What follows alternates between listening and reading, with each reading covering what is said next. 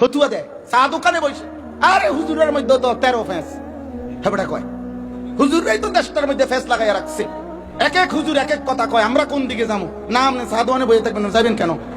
এখানে আপনার একটু পরে বন দিব, চা দিব, বিড়ি দিব, টেলিভিশন চলতে আছে, নর্তকী না আছে, আপনি অন্যদিকে যাইয়া কি দিবেন? আপনি এনে বসার থাকেন, লড়েন না, আপনি জাগাতে লড়েন না, আপনি বিড়ি খান বসে, ফালতু কথা কার বেটা। হ্যাঁ বেটা এনে বইয়া বইয়া বুদ্ধি দেন। হ্যাঁ আপনি কাকে বুদ্ধি দেন মিয়া? ফাইজলামি করেন, কাকে বুদ্ধি দেন? কোন হুজুরে কি ফেস লাগাইছে? হুজুরদের ফেসে বইরা বিড়ি খান। যে হুজুরের একটা ফেস লাগাই রাখছে, আমার 2 জন হুজুর আইয়া কইলো খাইতাম, আর 2 জন আইয়া মানা করলো। আমগো ফেসে নিয়ে আপনি সুদ খান, আপনি যা যে 30 বছর কিস্তি নিলেন সুদ খান, আমরা হুজুরকে ফেসে কইরা। হ্যাঁ কথা বলেন না কেন? একটা সুদখোর বলুক, একটা কিস্তিখোর বলুক, বেটা আমরাই ফেস লাগাইছি বেটা, তাইলে আপনি সুদ খান কেন? আপনি কিস্তি নেন কেন? বলেন মিয়া। একজন, আমি তো চ্যালেঞ্জ করে বলছি মিয়া, কেউ রাগ হইলে হোক বেটা, একটা বাবা যে তার ছেলেকে প্রতিষ্ঠিত করতে গিয়ে হয় চাকরি নয় ব্যবসা নয় বিদেশ আপনি করতে গিয়ে, যারা আপনারা 5 লাখ টাকা 12 লাখ টাকা সুদে নিলেন, কিস্তিতে নিলেন, যে হুজুর 12 লাখ টাকা সুদে কিস্তিতে নিয়া ফোলা বিদেশ পাঠাইছি, বাজারে দোকান নিয়ে দিছি, চাকরি লইয়া দিছি, তাইলে আল্লাহকে সাক্ষী রেখে আজকের এই হাজার মানুষ, অসংখ্য অগণিত মানুষের এই বড় মজমায় এখানে দাঁড়াইয়া আপনি মাইকটা হাতে নিয়ে বলেন যে আমি 12 লক্ষ টাকা সুদ নিছি, কিস্তি নিছি, জিফুতের লাইগা জীবনভর ওজনে কম দিয়া মিথ্যা বলে বাটফারি করে টাকা রোজগার করে এই বিল্ডিং বাড়ি জায়গা জমি করছি জিফুতের জন্য, এই আশায় যে আল্লাহ যেন আমারে আখেরাতে জাহান্নাম থেকে মুক্তি দেয়, আল্লাহ যেন ফুলাকুনের উসিলায়, জিফুত বউ বাচ্চার উসিলায় যেন আল্লাহ জান্নাত দেয়, এই আশায় আপনি এত মিথ্যা বাটফারি সিটারি করছেন। এটাই উদ্দেশ্য কিনা? এনাই এখন আসে এনে ছবি উঠে আছে, এই মুরব্বী আইন না কেন?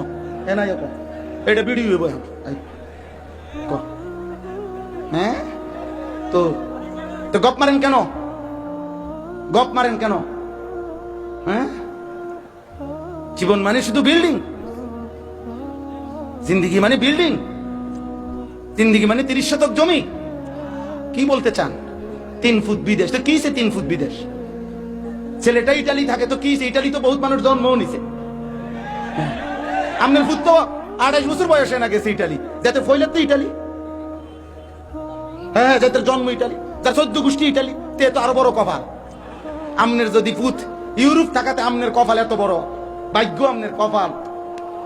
তাইলে যার বাপ দাদা জন্মসূত্রে ইটালি ইউরোপ, তার তো পুরাটাই কপাল, তার নাকও নাই চোখও নাই ঠোঁটও নাই মুখও নাই, পুরাটা কপাল। কপালের কারণে চোখ নাক কান হয়তো অন্য জায়গায়। পাগলামি করেন মিয়া।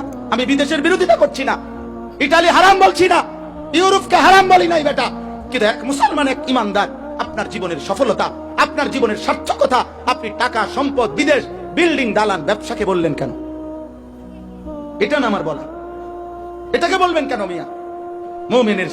মুমিনের সফলতা আখিরাত, মুমিনের সফলতা জান্নাত, মুমিনের সফলতা ডান হাতে আমল নামা, মুমিনের সফলতা জাহান্নাম থেকে মুক্তি।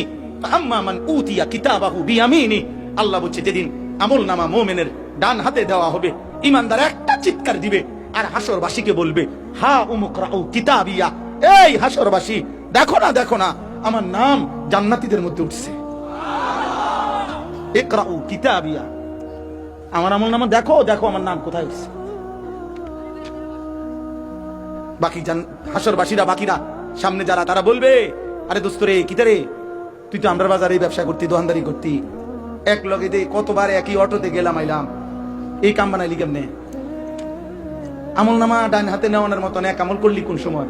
হা দোস্ত ইন্নী জানান্তু আন্নী মুলাকিন হিসাবিয়া, আমি কলিজা দিয়া বিশ্বাস করতাম এই আখিরাত হবে, হাসরের মাঠ হবে, ফলে আমি ব্যবসাও করেছি, বাজারও করেছি, সংসারও করেছি, 5 ওয়াক্ত নামাজ জামাতও পড়েছি, আমি উপার্জনও করেছি, আবার খেয়াল রাখছি একটা টাকা যেন হারাম না হয়, সুদের না হয়, মিথ্যা না হয়, ধোঁকা না হয়, প্রতারণার না হয়।